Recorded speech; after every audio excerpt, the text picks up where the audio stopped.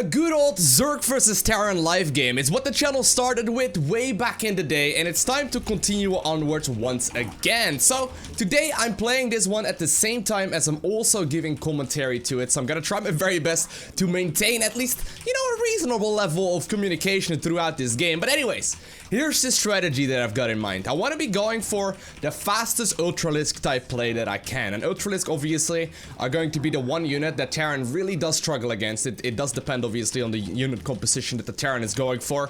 If he decides to play a, you know, a relatively standard kind of game, for example, when he focuses on Marines, siege tanks, and medevacs and all that shenanigans, generally speaking, it will work like a charm. But if he goes mech, we may have to switch to Brute Lords instead. Now, he's asking if I'm German. Aber natürlich nicht. I'm not German. I'm from the Netherlands. I'll let him know. Nope, sorry. That's okay, though. That's okay. Anyhow, we're gonna go ahead and get our hatchery first right here. And I'm gonna be following it up with a gas geyser and then also a spawning pool shortly after. Obviously, that's going to be the safest all-round opener in general. And in most scenarios, I've found that to be the most efficient as well. Now, obviously, since I do want to go up to quick Hive and get my Ultralisk and all that out, I need to make sure that I actually survive until that point, right? And that may sound pretty obvious, but it's all about balancing the amount of workers that you're making as Zerg and the amount of, you know, army that you're making. So if you manage to balance that, I'm still convinced, I talk about this on the live stream all the time, but I'm still convinced that if you manage to do your queen injects, you manage to make enough workers, and you manage to spend the resources that you're getting, you're gonna be in Diamond League at the very least. Like, if you master those three things for Zerg, generally speaking, you're going to be in a very solid position, as that's really what you're always trying to balance. Whether you're under pressure, you still want to sometimes be making workers, and if you overmake army, obviously you're losing out on potential income. So, you know, that little balance is what we're gonna try and strike today. In particular, when you're going for a fast Hive type play, I need to make sure that I am very careful about that. And one of the ways to optimize that is to simply pull the drones out of the gas geyser after starting up the metabolic boost. Now, obviously, my opponent is going to be pressuring me, right? It's the entire purpose of the Terran usually to simply slow down the Zerg. They don't want you to get that huge economy out, as they know that, you know, in most scenarios, they're not going to be able to match it very easily. And usually, they're going to be going for all types of different aggression just to try and be a pain, but mostly to try and slow that economy down. So I'm going to be following it up with 2 more queens. I did make an overlord, so that one did just spawn. And we know now that there is a natural for my opponent as well. He's got that relatively quickly as well. Standard timing right there. Gonna be leaving the Lings in the main base to be spotting for any kind of potential Reapers that want to be jumping up here. Looks like he's gonna be hanging out at the 3rd base. That's fine. We will be finishing up Zerging speed in a little bit and clean that up and then get our 3rd base going as well, which is a relatively safe pick now that we know that, you know, he's got the natural taken too. There we go. So far so good. Oh, he's actually decided to push up. Alright, well, here we go. I'm gonna start moving towards that 3rd base now. Link speed is done. I'll make 2 or 3 more sets of links. I wanted to make 2, but that's fine. Fate had decided that we shouldn't. And I'm gonna go ahead and get my 3rd base started here.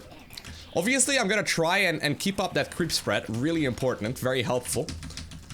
I'm gonna be putting the drones back into the gas now that I got all of the economy that I was looking for, and I'm gonna be starting up my Roach Warren. Gonna be spreading that in that direction and moving the queen over right now as well to really optimize that amount of creep spread. Next up, I'm gonna be saving up a little bit, make a few overlords, but save up a little bit to make sure that I get as much economy here to make a whole lot of roaches right from the get-go. I still want to be knocking down these gases too, or these rocks too. But I'm not really taking any additional gases for the moment, just because I don't really need it. And I gotta be very careful here. Okay, so we know he's got Marines. He's only just now going for a reactor right there on the factory. He will probably be switching that over. But we'll still make a slur of, here, a whole bunch of roaches. I think that's about 8. And now we can start the droning once again. So one of the queens will have to move over towards the newly acquired 3rd base. And this one is gonna stay dedicated to the creep spreading. And the other one will start injecting this 3rd base now. So, here's one little tip, I suppose. Try and split up your army. Generally speaking, Zerg players try and have all of their army in one location. And while it can be helpful that way, I found it to be far more efficient to not really do that until your opponent is pushing with his main army. Now, there's no way he's going to be pushing with a main army, right? We know that he's got a lot of Marines, and with that, most likely a whole lot of medevacs too. So as long as I manage to, at the very least, you know, defend and not lose too many workers to all of that, generally speaking, we're going to be okay. Gonna be starting up the double evolution chamber now. Lara is already on the way too. And we're slowly but surely droning up that third. Now, notice, I'm being pretty greedy, right? I got an army made, and I think that's all I'm gonna need. So here we go. We know now that he's gonna be a pain. I'll move these roaches over towards the main, because he's probably going to be dropping in between the two. And with these units here, I think we're going to be okay. Now, he's gonna be killing a couple of my overlords, which is kind of annoying.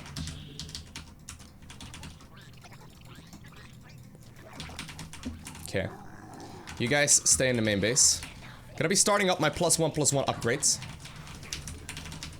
Wow, a little sloppy right there by me, actually. Wow, he's got the double medevacs. I didn't think he would be dropping with all of them right there.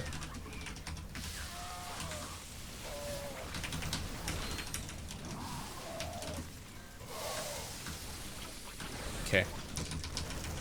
I'm gonna be bringing the queens over now as well. We need to make sure that we don't lose that base, though. Oh man, losing that base would be bad. Do you think he's gonna commit? It doesn't look like it.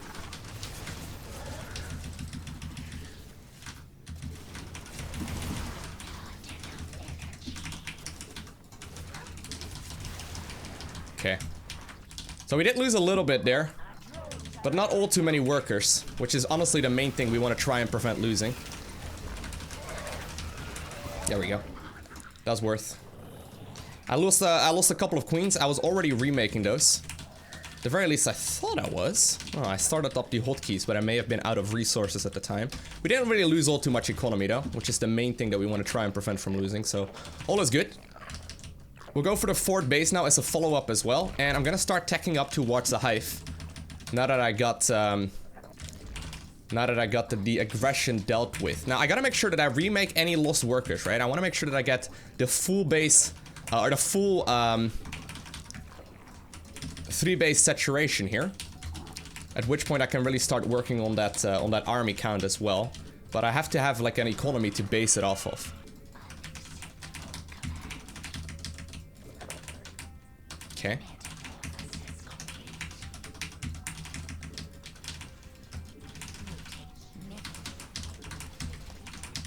Trying to spread as much creep here as I possibly can. Gonna be starting up the +2/+2 and starting up the Hive 2. Very good.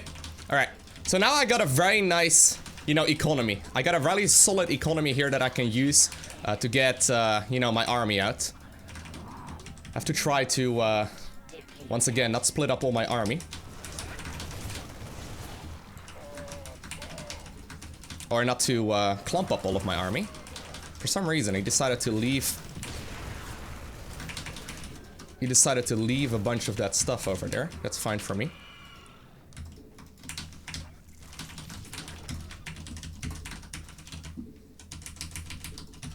I'm still trying to... I'm a little bit high on minerals, by the way, which is not great. I'm still trying to maintain, you know, that big economy here that I can use to eventually get my Ultralisk out. So I'm already teching up, got +2/+2 on the way already. And notice, I haven't really taken all too many losses, right?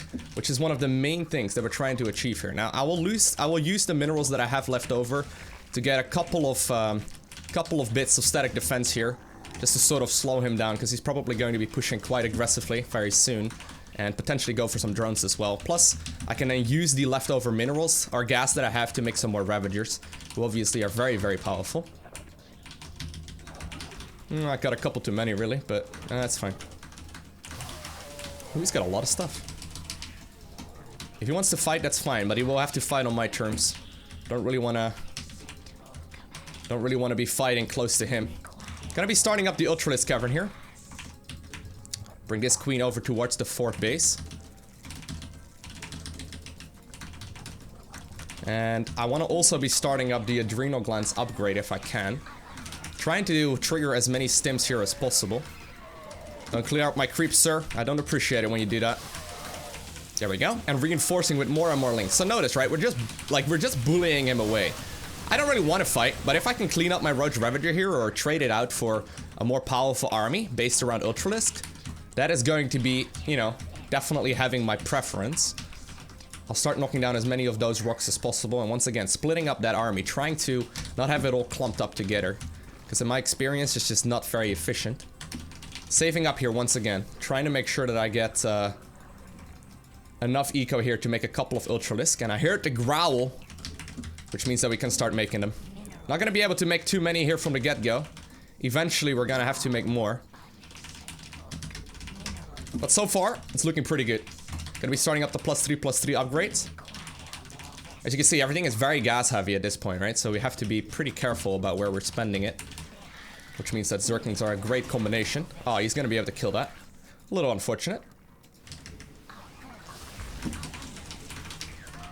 Wow, he's gonna fly straight into the... Oh. Straight into the,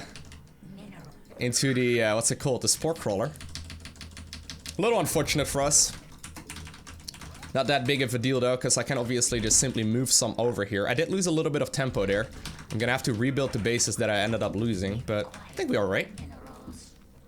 I'll warp in a couple more, or Morvin rather, a couple more Ravagers. With +3/+3 though, still on the way, as well as the chitinous plating upgrade for the Ultralisk. I think I need to be a little careful. Ah, you know what? We'll start up the +3 armor and start pushing. We can fight as soon as the upgrade is done. Oh, hey. I got a lot of stuff. Looks like he's decided to switch into, I shouldn't be fighting underneath that thing. Looks like he's decided to switch into Ghost. So what I'm gonna get is the Baneling's Nest as well. There we go. More Ultras, more Links. He's very Marauder heavy.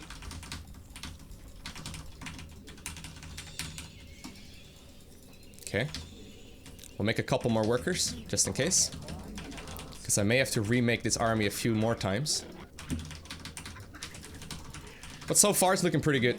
We know that he's got another base out though, so we have to be careful about that, and I may very well have to switch into Brute Lords at some point.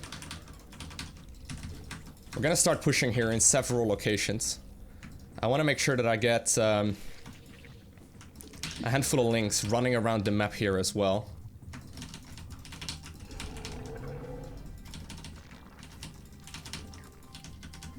Okay, knock down these rocks.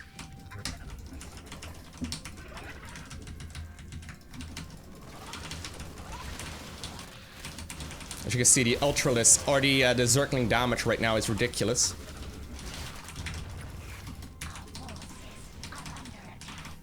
Is he getting Ghost with nukes?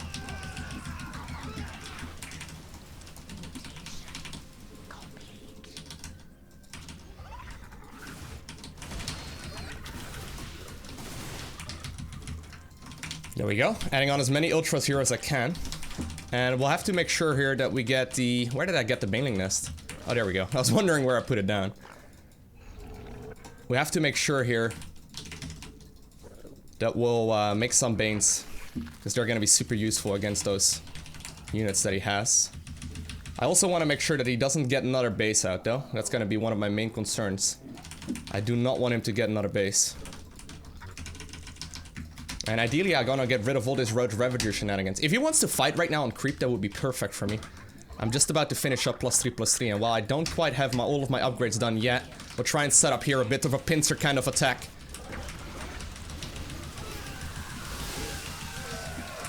This is good. Oh, yeah, there we go. That surround there was huge. And as you can see, I'm trading out my Roach Ravager, right? I'm trading out a whole lot of it, which is exactly what we were trying to achieve here initially as well.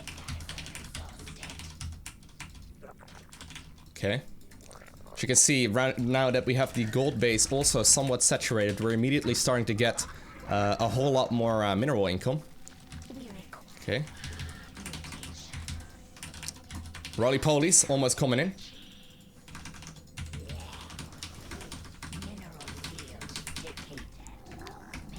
And I'm gonna once again run by with a couple of Zerglings over there.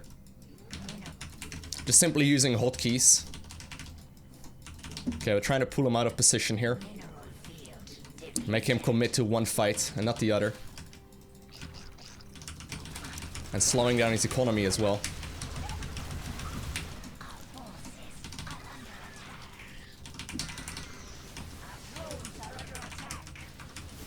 He may start dropping here, which is kind of annoying.